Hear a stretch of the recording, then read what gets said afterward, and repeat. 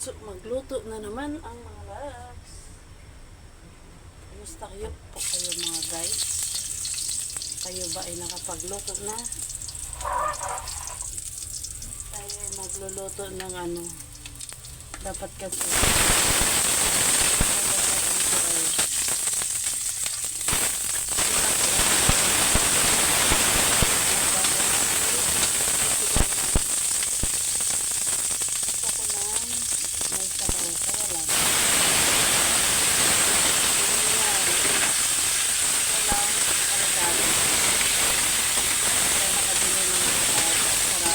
tindahan kaya magsisigam tayo ng kakaiba. Ito ang ating pork, ginger, bell pepper at red onion. At saka pwede na rin natin ito ilagay. Diba? Kakaiba yung ating mga ricados. Kasi kung ano lang ang merong available, yun lang po muna ang asin. Sa sahog, hindi naman siguro iiyak yan kung kakaiba yung panahog niya. Wala tayong kangkong. At wala tayong mga okra, pero may talong ako. Pwede na yan.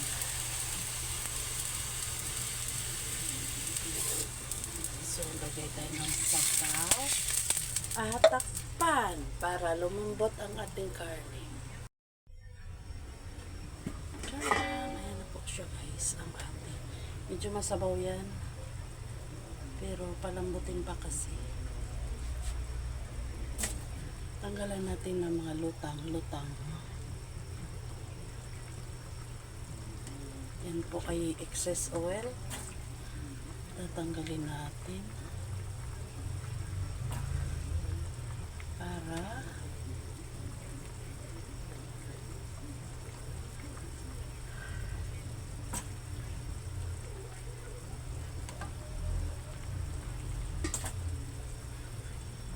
sausa na lang natin sa bagoong yung talong.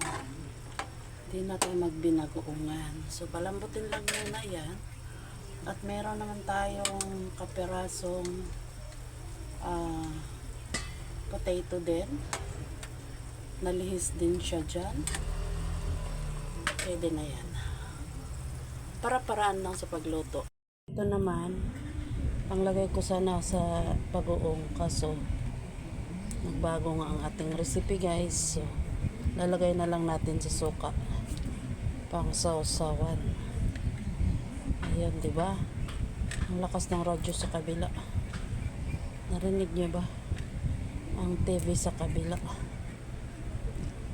Diba? Pwede na yan. Ito guys, 10 piso madami. Mura na ngayon ang mga gulay-gulay sa palengke. Ito kasi dati is 100, ngayon nasa 75 na lang, 60. Itong siling laboyo, 3 peraso, 4 na peraso yata yung 10 piso. Ngayon madami na yung 10 piso na. So bumaba na yung mga gulay-gulay sa palengke. Pati yung karning baboy bumababa. So ayan po, tapos na. Ito masarap sa usawan po ito. Yan, ito ay sukang paumbong binili ko sa ano. So ayan guys, silipin natin. Ayan, kumunti na yung sabaw niya. So maglagay na tayo ng talong. Ayan po ang talong.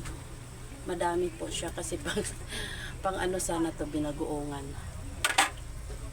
So para-paraan lang po tayo. Kasi sarap naman to isawsaw sa bagoong. At maglagay na rin tayo ng ating, kasi malambot na yan. Malambot na.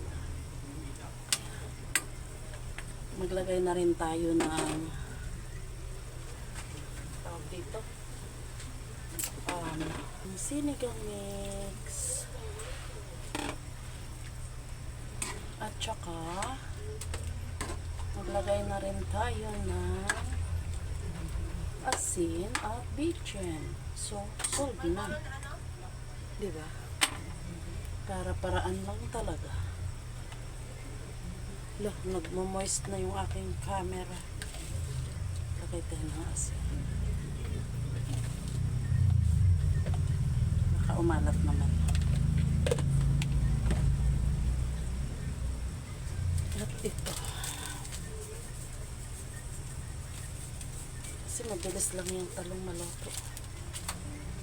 So, halo. So, ganun lang po guys. Kasimple guys. Ating sinigang.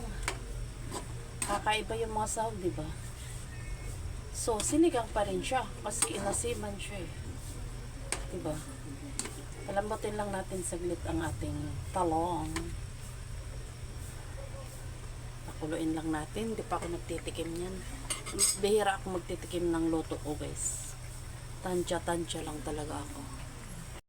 So, ating salepin. Yeah! Diba? Ating sinigang.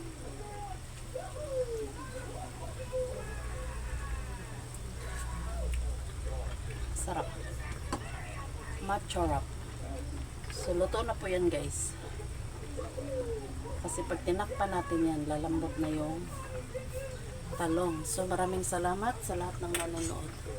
Huwag kalimutan, subscribe ating vlog. Sana inasyahan kayo sa ating nilotong sinigang na baboy na kulang-kulang ang sahok. Ayan po. So, solved na po yan sa amin. So, ngayon po ay 3 PM na guys. Tanghalian ko pa lang to. Kasi, lagi akong late magluluto ng pagkain. Kasi pagkatapos ko kasi sa tindahan, pahinga muna ako bago ako magluluto. So, yan po, tanghalian at hapunan, iisa lang. So, bye-bye. God bless to all.